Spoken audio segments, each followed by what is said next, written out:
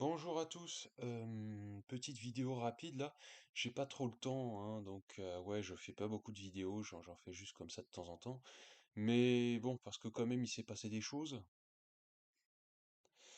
L'Ukraine, là avec Trump, beaucoup de choses à dire. Là, Trump, il veut, il veut mettre fin à la guerre. Il veut mettre fin à la guerre pour montrer qu'il est capable de faire arrêter une guerre, aussi pour d'autres questions géopolitiques, j'en reparlerai plus tard. Mais du coup, ça se retourne un peu contre l'Ukraine. Trump dit qu'il veut mettre fin à la guerre, il traite Zelensky de dictateur à seulement 4% de popularité, ce qui est faux, hein. Zelensky n'est plus aussi populaire qu'au début de la guerre, mais il est à peu près 57%, il reste soutenu, et puis c'est pas stricto sensu un dictateur. Zelensky, c'est pas stricto sensu un dictateur. Il y a un risque de dérive autoritaire, notamment en temps de guerre, mais c'est pas non plus un dictateur, faut pas exagérer. Puis surtout, quant aux élections, Trump il dit qu'il veut qu'il y ait de nouvelles élections, mais là l'Ukraine est en pleine guerre. Il y a les armées russes qui occupent une partie du territoire et elles se retrouvent bombardées de tous les côtés. Même les villes comme Lviv, à l'ouest, se retrouvent des fois bombardées. Euh, Là, l'Ukraine en pleine guerre, menacée sur son sol, c'est vraiment pas le moment d'organiser des élections. Voilà, déjà ça. Il y a tellement de choses que je sais pas par où commencer. Euh, Ensuite, Trump parlait de faire un accord avec l'Ukraine pour les métaux rares. À un moment, on a entendu, au début, un moment, c'était exploitation partielle, puis ensuite, il avait demandé 100%, et finalement, non, c'est juste un accord pour l'Ukraine qui verserait 50% dans un fonds commun avec les États-Unis de l'argent issu de l'exploitation de nouvelles ressources, c'est-à-dire pas celles qui sont exploitées actuellement. Du coup, on se demande c'est quoi cette histoire avec les 100%. Puis Trump qui disait qu'il accusait de dictateur et quelques jours après qui disait ah bon, j'ai dit ça? Bref, c'est un peu ridicule. Mais alors, je pense que de la part de Trump, c'est réfléchi. Il accusait Zelensky d'être un dictateur à 4% pour lui mettre la pression. Les discours comme quoi il comptait prendre 100% des nouvelles ressources, je pense que c'était seulement une menace pour faire accepter derrière le vrai plan. Donc je pense que c'était une technique marketing. Ça, c'était avant l'entrevue. Puis il y a eu l'entrevue et là, ça a dérapé. Ça a dérapé, c'est parti un peu au clash. Et alors, on ne sait pas ensuite ce qui s'est passé. Est-ce que c'est Zelensky qui a décidé lui-même de partir ou est-ce qu'il a été viré de la Maison Blanche? On ne sait pas trop comment ça s'est passé. Bref, est-ce que c'est Zelensky qui a refusé de signer un accord qui n'offrait aucune garantie de sécurité à l'Ukraine? Ou est-ce que il s'est fait seulement éjecter? Je sais pas trop. Euh, En tout cas, Zelensky il insistait beaucoup sur les conditions de sécurité, sur les contreparties en termes de garantie de sécurité pour l'Ukraine. C'est logique parce que c'est vraiment ce qu'il recherche dans l'affaire. Parce que dans l'accord de base, il n'y avait rien de prévu pour les garanties de sécurité. D'un côté que Zelensky insiste là-dessus, je le comprends tout à fait, parce que s'il n'y a pas de garantie de sécurité pour l'Ukraine, bah, il se retrouve à verser une partie des revenus potentiels de ses ressources pour rien, quoi. Zelensky demande des garanties de sécurité solides, et c'est tout à fait logique. Mais Trump semble ne pas vouloir. Pourquoi? Parce que concernant la géopolitique, les États-Unis sont dans une logique là de rationalisation des dépenses liées à leur impérialisme pour mieux contrer la Chine. Le premier adversaire géopolitique des États-Unis, c'est la Chine. Là, du côté des États-Unis, l'élection de Trump, c'est un peu une forme de reconnaissance du fait que les États-Unis n'ont plus de position hégémonique sur le monde.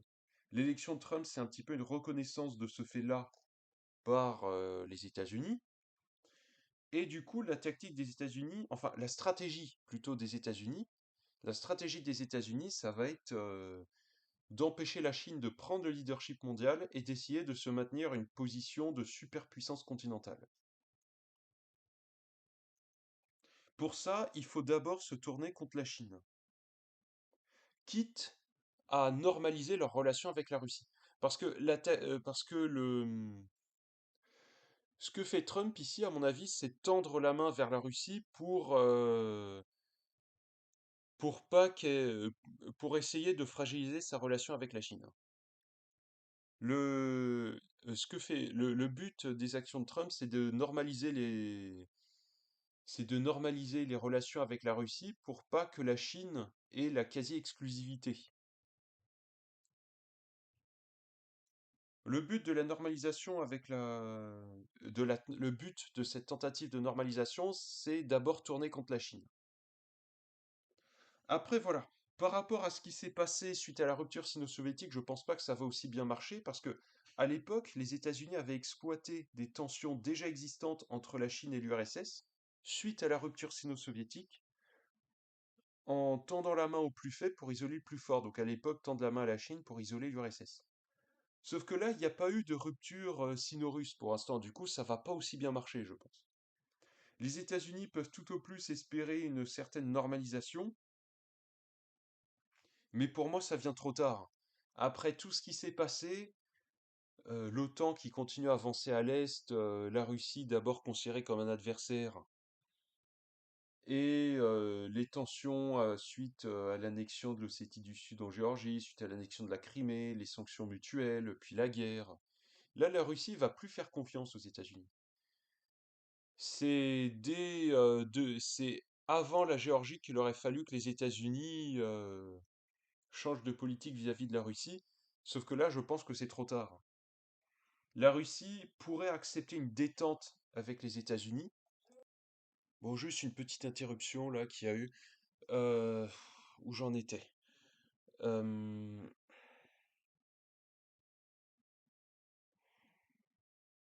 alors oui, je disais que cette tactique d'essayer de tendre la main à la Russie pour l'isoler de la Chine, alors il n'y a pas les tensions sino-russes qu'il y avait à l'époque entre la Chine et l'URSS il y a plusieurs décennies, il n'y a pas les mêmes tensions sous-jacentes, et surtout c'est fait beaucoup trop tard, du coup à mon avis ça va pas obtenir beaucoup de résultats. Ils peuvent juste espérer une détente avec la Russie, mais pas plus. Dans cette affaire, cette histoire de tendre la main à la Russie, ça fera surtout les affaires de la Russie, je pense. Là d'ailleurs, visiblement, vu que Trump il lorgne avant tout sur les minerais ukrainiens, Poutine a dit qu'il était ouvert à un accord avec les États-Unis sur l'exploitation des minerais dans les territoires occupés de l'Ukraine. Du coup, là, ce que fait Poutine, c'est que, vu qu'il semble que Trump pense d'abord aux ressources du sous-sol ukrainien, Poutine fait un appel du pied à Trump pour pour que les États-Unis s'entendent avec la Russie sur le dos de l'Ukraine. Et alors, je sais pas si Trump accepterait d'aller jusqu'à là, mais vu comment il semble lâcher l'Ukraine et lui mettre la pression, c'est possible. Là, les jours après l'entrevue, juste après que Zelensky soit parti ou soit fait virer, je sais pas, un ou deux jours après, il a dit qu'il compte toujours signer l'accord, etc. Alors, est-ce qu'il y a eu une discussion en interne? Est-ce que c'est suite aux pressions? Là, les États-Unis ont coupé l'aide militaire et le renseignement états-unien à l'Ukraine. Est-ce qu'il compte le couper pour toujours ou est-ce que c'est juste pour lui mettre la pression pour signer l'accord? Je sais pas trop. Mais bon, concernant cette histoire de minerais, il y en a qui disent que c'est seulement Trump, mais moi je pense que c'est les États-Unis. Les soutiens occidentaux, d'une manière générale, sont hypocrites, sont des faux amis. Ça, je le dis depuis le début, et il y en a d'autres aussi qui le disent depuis le début. Il y a un certain nombre de gens qui disent depuis le début que les pays occidentaux sont des faux amis de l'Ukraine, qui la soutiennent seulement contre la Russie, mais qui ne soutiennent pas réellement l'indépendance de l'Ukraine. Et là, avec les États-Unis, on le voit. Il y en a qui vont dire que c'est seulement Trump, mais moi je pense que les États-Unis, déjà sous Biden, je pense qu'ils pensaient d'abord aux ressources. Parce que si on fait un parallèle avec un autre conflit, ce qu'il faut savoir, c'est que concernant Gaza, Trump qui parle de mettre une riviera à Gaza et de virer les Gazaouis, c'était déjà en discussion sous Biden. Biden négociait déjà ce plan avec Netanyahou en secret. Du coup, ça m'étonnerait pas que les démocrates avec Biden négociaient déjà un accord sur les ressources ukrainiennes en secret. Voilà, je pense que Trump, c'est seulement un accélérateur. Trump, il ne génère pas par lui tout seul des phénomènes particuliers, c'est surtout un accélérateur, c'est surtout un catalyseur qui va mettre la lumière sur des trucs qui existaient déjà. Parce que les États-Unis qui considèrent les autres pays comme des vassaux, qui les méprisent, ça date pas de Trump. Les États-Unis qui utilisent des pays ou des dirigeants puis qui ensuite les jettent, ça date pas de Trump. Saddam Hussein, à l'époque, il avait déjà été soutenu par les États-Unis, puis a été lâché par ces derniers. Simplement, avec Trump, ça se voit davantage. Lui, il fait les choses bruyamment, ouvertement, et du coup, ça se voit mieux. Mais c'était déjà le cas à la base. Euh, où j'en étais? Ah, ouais, par rapport à Israël, il était censé y avoir un cessez-le-feu là, avec le Hamas, mais visiblement Israël aurait commencé à reprendre les frappes. C'est ce que beaucoup de gens se doutaient. Il y avait pas mal de gens qui disaient que le cessez-le-feu était fragile, que Israël ne le resterait pas longtemps sans combattre pour pas permettre, pour essayer d'empêcher le Hamas de récupérer, parce que s'il y a un cessez-le-feu durable, ça permet au Hamas de récupérer, et Israël ne le veut surtout pas. Israël, du coup, aurait commencé à remettre des frappes. Et ouais, je pense que le cessez-le-feu va s'écrouler parce que Israël veut empêcher le Hamas de récupérer. Israël veut continuer son projet colonial qui d'ailleurs continue à se réaliser en Cisjordanie, etc. Israël continue les expulsions. Le cessez-le-feu demandé par Trump, c'était une manière pour lui à l'époque de montrer, enfin à l'époque, c'est une manière pour lui de montrer il y a quelques semaines qu'il est capable de faire cesser une guerre quand il le demande. Et mais derrière, il va soutenir jusqu'au bout Israël dans son projet colonial. Du coup, ce cessez-le-feu va pas durer. Ensuite, alors en Syrie, Israël a déjà colonisé le reste du plateau de Golan qui appartenait à Syrie et est en train de mener des frappes dans le sud de la Syrie. Israël essaie aussi de s'appuyer sur les communautés druzes locales avec des résultats mitigés parce qu'il y a certains chefs druzes et une partie qui se mettent du côté d'Israël. Il y en a d'autres qui en revanche s'opposent à l'occupation israélienne. Israël tente de profiter un petit peu du chaos qu'il y a depuis des années en Syrie et surtout depuis le renversement du régime pour pour essayer d'imposer, enfin pour essayer de créer un État tampon par rapport à la Syrie qui soit sous son influence. Donc poursuite du projet colonial israélien là maintenant carrément en Syrie. Et bah, du côté du gouvernement syrien, bah, le gouvernement syrien au début avec HTS, il souhaitait temporiser avec Israël, sauf que là c'est un peu en train de se retourner contre eux. HTS voulait d'abord se focaliser sur les restes du régime de Bachar, mais là Israël est en train de profiter de cette temporisation à leur égard pour attaquer dans le sud. Alors qu'est-ce que le nouveau régime syrien va faire? S'ils continuent à faire preuve de faiblesse face à Israël, ils vont se faire bouffer. Mais en même temps, pour contrer Israël, est-ce qu'ils risquent pas de devoir se rapprocher de la Turquie ou de renouer avec l'Iran? Ce qui serait assez ironique, sachant que le renversement de Bachar al-Assad, c'était aussi un peu contre l'influence iranienne. Bref, c'est un peu compliqué. HTS, à l'époque où c'était Al-Nosra, ils avaient davantage de liens avec les Turcs, mais depuis, ils se sont distanciés. Ils sont assez hostiles à l'influence iranienne de base. Sauf que là, maintenant, il y a Israël qui attaque dans le sud, et s'ils souhaitent protéger leur intégrité territoriale, qu'est-ce qu'ils vont faire?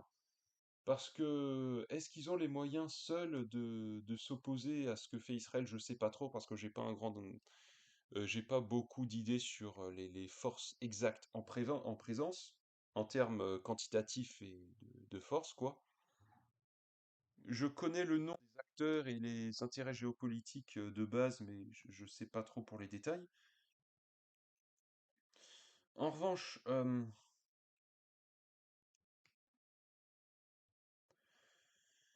Déjà, ce qui se passe en Syrie, moi, je fais pas du tout confiance à HTS et de base, c'est des djihadistes, hein, alors qu'ils semblent s'orienter vers une forme plus néo-frériste, mais je leur fais pas confiance. En revanche, les actions d'Israël, là, qui profitent de la situation pour étendre son projet colonial, ça aide vraiment pas à apaiser les tensions dans le coin, hein. Ça va continuer à être très difficile. Euh, Bref, j'ai parlé un petit peu de la Palestine, j'ai parlé un petit peu de la Syrie. Allez, retour sur l'Ukraine. Là, j'ai l'impression que suite au revirement des États-Unis, il y a plein d'atlantistes de longue date qui se découvrent soudain souverainistes, qui parlent soudain éventuellement de peut-être s'éloigner des États-Unis, voire de sortir de l'OTAN, etc. Il y en a beaucoup qui se convertissent soudainement. Bon, ça, c'est des petits guignols, hein. Ces nouvelles postures de néo-convertis ne trompent pas ceux qui suivent la politique depuis longtemps. Sauf que bon, je pense que c'est surtout des annonces. Là, il y a l'Union européenne qui parle d'un plan à 800 milliards, avec 400 milliards dans le réarmement et 400 milliards dans les infrastructures. Alors ça serait un emprunt européen sur les marchés qui sera ensuite redistribué entre les États, aux conditions du respect des traités, hein, et qui sera ensuite à la main des États. Du coup, si les États décident de gaspiller l'argent dans, dans le versement de subventions aux grosses boîtes pour les aider à verser des dividendes, etc. Ouais, alors le pacte budgétaire européen est en train d'être remis en question, mais il reste l'austérité, il reste les mesures de privatisation, d'ouverture à concurrence, etc. Le néolibéralisme est en crise, mais les élites ne veulent pas l'abandonner parce que ça a beaucoup d'avantages. Ils acceptent simplement de s'éloigner un peu de la rigueur budgétaire, y compris en Allemagne, alors ce qui est quand même notable en Allemagne parce que le gouvernement allemand avait été chantre de la rigueur budgétaire pendant des années. Ouais, alors là, je vais être occupé bientôt, je sais pas si je vais refaire des vidéos comme ça. Je vais peut-être mettre la chaîne en pause. De toute manière, il n'y a pas beaucoup de gens qui regardent et pas beaucoup de gens qui s'y intéressent, mais c'est logique, mes vidéos, faut dire qu'elles sont assez pourries, hein, je le reconnais. Ouais, je vais peut-être arrêter pour l'instant, me recentrer sur d'autres choses parce que je vais être occupé. Voilà, YouTube, c'est pas mon lieu d'activité primordial. Là, je vais être actif sur d'autres trucs, donc je vais peut-être arrêter. Je vais continuer mes projets. Voilà.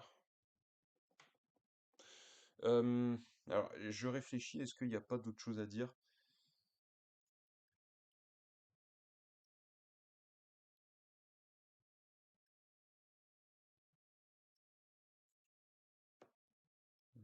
Ouais, j'ai plus trop d'inspiration pour les vidéos en ce moment. Bon, bah, à plus, je sais pas quand est-ce que je vais reprendre du coup.